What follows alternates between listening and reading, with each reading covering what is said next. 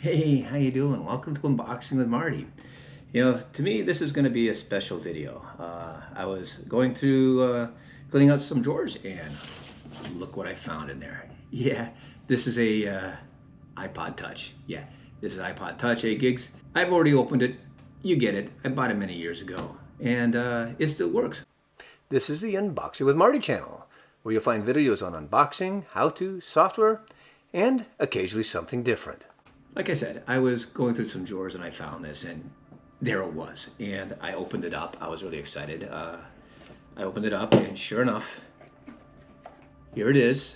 Here's the iPod. Let's take a quick look at it. I mean, can you see it there? Right here. If you can see that, that's where you would plug in the headphones. This is where you'd plug in the cable to sync it with iTunes. That's a problem now because iTunes is really not available out there. Let's see what we got on this side. Not much on this side. Oh, and here, the on-off switch. And I'm going to guess right here is your Wi-Fi antenna. And that's about it. You do have a home button here. So I'm going to go ahead and power it up. I have already powered it up and made sure it worked. But remember that logo? The thing was interesting about the iPod Touch is I consider kind of the cousin of the original Apple iPhone. Apple introduced the iPhone mid-2007. Several months later, Apple introduced this, the iPod Touch, and I was really excited about this because I was locked into one of those contracts with the carrier and a different phone. When I saw the iPhone come on, I said, man, that's something I got to get, but couldn't get out of my contract. Look at that. Isn't that nice? Yeah, we're already up and running. So when Apple introduced the iPod Touch, that allowed me to get a feel for what it was like to have one of these. And I got to tell you, I'll be honest. Back in the day, free Wi-Fi was becoming a thing.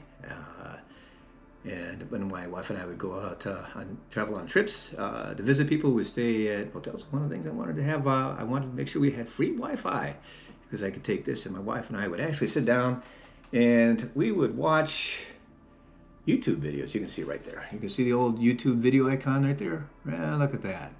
Things have changed, hasn't it? But anyway, we had a lot of fun.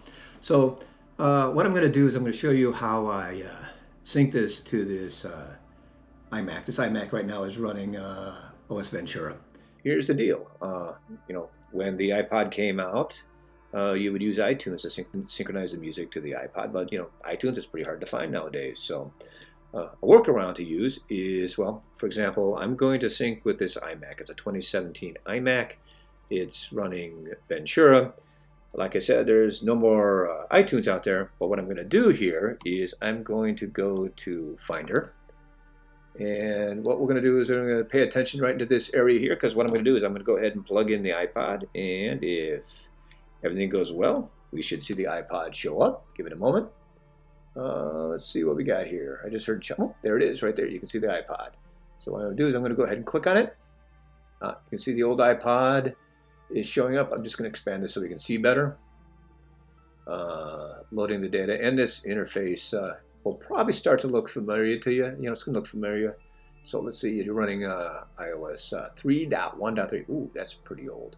Anyway, yeah, so here you can see the music. Obviously, I'm a fan of Rush, and I just threw several albums on here just for to test out the iPod to make sure it works, and it does work. So what I'm going to do is down here, this looks familiar. Obviously, you have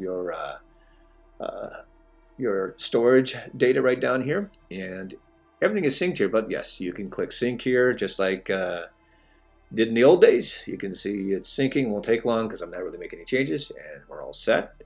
So that is, in a nutshell, that is basically how you can synchronize to your Mac. All right, that's pretty much it. That's how you synchronize this. And yes, it still works. I mean, I can go right here. I'm going to go to my music. Oh, you don't want to see this, so you can go to, I'm going to the music, and yes, obviously someone here is a fan of Rush, but there's you can kind of see where I've got a couple of albums on there, several albums on there, put them on there. Like I said, what better way to try out an iPod Touch and put on some Rush? Let me know if you still have one of these, and does it still work, and do you still play it? Do you still use it, or do you just keep it as a good piece of memory? I hope you enjoyed this video. I certainly enjoyed making it. This one was a real pleasure. If you like this video, be sure to hit that like and subscribe buttons, and don't forget to tell your friends about this channel. And as always, thank you for watching.